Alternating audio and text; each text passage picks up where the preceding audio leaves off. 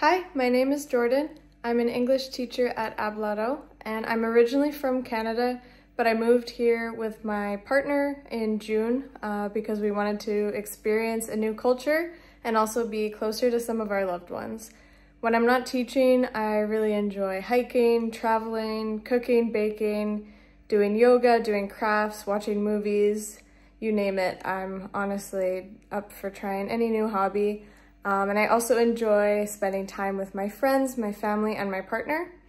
I want my lessons to be focused on conversation and vocabulary. So I want my students to be able to expand their skills and also gain some confidence in everyday speaking.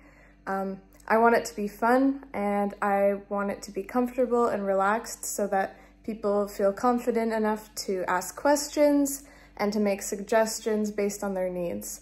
So our lessons are totally adaptable. We can talk about different topics that you're interested in. We can continue with activities that you enjoy, and we can get rid of the ones that you don't. So it's very adaptable because I understand everyone has different learning needs, and I want to be able to accommodate that. So I'm really looking forward to meeting you, and thank you so much.